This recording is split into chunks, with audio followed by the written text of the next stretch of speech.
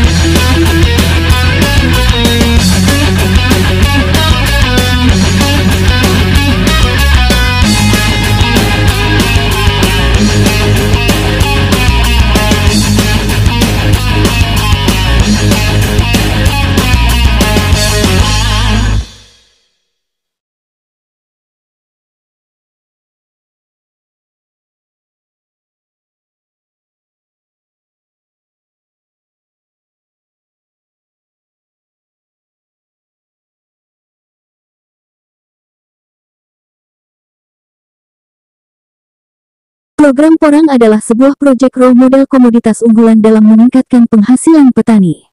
Dalam konteks pertanian, role model komoditas unggulan pertanian Porang mengacu pada pendekatan atau strategi dalam menanam porang yang mengutamakan pengaturan tanaman dalam barisan-barisan tanaman lain yang bernilai ekonomis. Berdasarkan karakter pertumbuhan porang dan habitat dasar tanaman porang diperlukan tanaman pembantu seperti dalam mengurangi serapan matahari dan menjaga kelembaban tanah sebagai habitat dasar. Dengan adanya barisan tanaman lain dalam pertanian komoditas porang secara tidak langsung untuk meningkatkan produktivitas dan efisiensi pertanian, serta memudahkan manajemen tanaman. Beberapa karakteristik dari role model komoditas unggulan pertanian porang meliputi 1. Pengaturan tanaman lain dalam barisan, tanaman porang ditanam dalam barisan-barisan yang teratur dan terorganisir. Pendekatan ini memungkinkan pengelolaan tanaman yang lebih mudah dan optimal, serta meningkatkan aksesibilitas untuk perawatan dan panen. 2. Pola penanaman yang terstruktur memungkinkan penggunaan lahan yang lebih efisien, mengoptimalkan penyerapan nutrisi, air, dan cahaya matahari oleh tanaman porang. Peningkatan produktivitas dengan mengatur tanaman porang dalam model barisan, petani dapat mencapai produktivitas yang lebih tinggi karena pengelolaan yang lebih terkontrol dan penyerapan sumber daya yang lebih efisien. 3. Manajemen pertanian yang lebih baik, model barisan memudahkan pengelolaan tanaman, termasuk pemantauan pertumbuhan, pemberian pupuk, pengendalian hama dan penyakit, serta proses panen. Berdasarkan karakter dan habitat dasar tanaman porang yaitu penyerapan matahari yang sedikit dan tempat hidup yang lembab pada ketinggian di atas 300 mdpl. Sangat perlu menerapkan konsep role model komoditas unggulan pertanian porang yang mengacu pada sistem budidaya yang benar sesuai standar-standar pasar ekspor. Sehingga hasil panen baik porang maupun tanaman pendamping sebagai role model dapat diserap efektif di pasar lokal dan ekspor. Porang sebagai penghasil keripik chip porang dengan nilai jual yang sangat tinggi, harga mencapai Rp12.000 sampai Rp20.000 per kilogram. Terakhir Home Industry Chip Lokal tahun 2023 berhasil menjual chip porang matahari sebanyak 3 ton, seharga Rp19.000 per kilogram. Dengan permodalan yang terbatas, Home Industry lokal ini tidak patah semangat secara perhitungan apabila pemerintah serius menangani pertanian ini. Dalam lahan 25 ar dapat menghasilkan chip mencapai 3 ton per musim, atau sekitar 65 juta per musim, sementara penerimaan pasar chip matahari selalu tersedia terbuka sekitar bulan Agustus sampai dengan Oktober melalui pihak ketiga. Penghasilan ini belum diakumulasi dengan tanaman lain dalam role model konsep pertanian porang.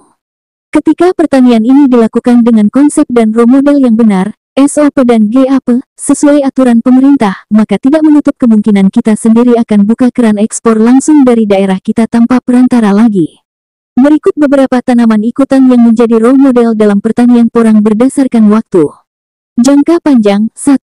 Kaliandra adalah tanaman bahan pengganti batu bara, di mana di industri lokal seperti PLN sudah mulai mengarah ke penggunaan bahan bakar dari arang kaliandra, kemudian bahan bakar brakit sistem untuk penghangat ruangan di daerah-daerah dingin seperti Jepang, Korea, China, kemudian bunga kaliandra sangat disenangi binatang lebah, maka di bawah pohon ini bisa dilakukan budidaya lebah putih. Daun-daun kaliandra sangat tinggi protein sebagai pakan ternak. Rata-rata pertumbuhan tanaman ini 2 tahun, dan masa panen mencapai 10-15 tahun.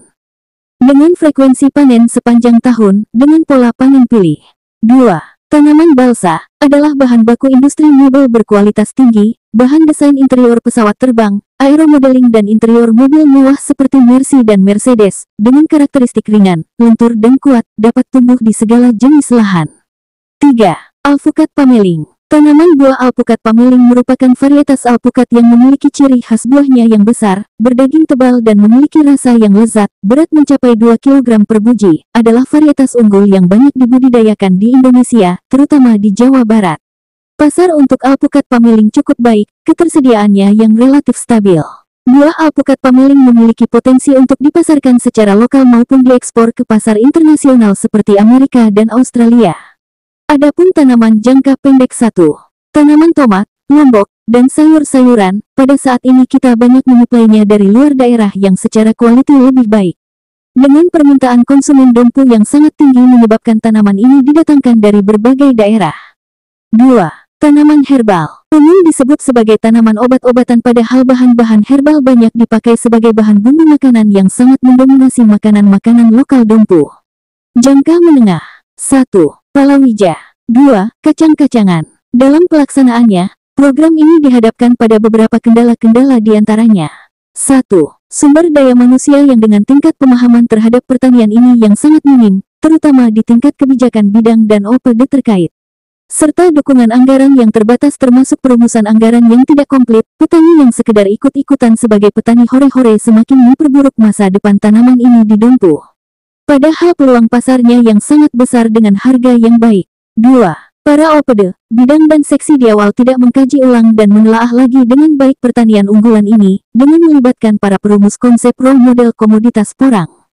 Sementara di sisi lain di NTB kita memiliki 2 pabrik pengolah porang yang sudah beroperasi, yaitu di Kabupaten Lombok Barat dan Kabupaten Lombok Timur, kemudian 1 unit koperasi usaha porang di KLU serta 1 home industry chip porang Matahari di Kabupaten Dompu. Semuanya adalah peluang pasar. Kenapa para OPD tidak bisa membaca ini semua?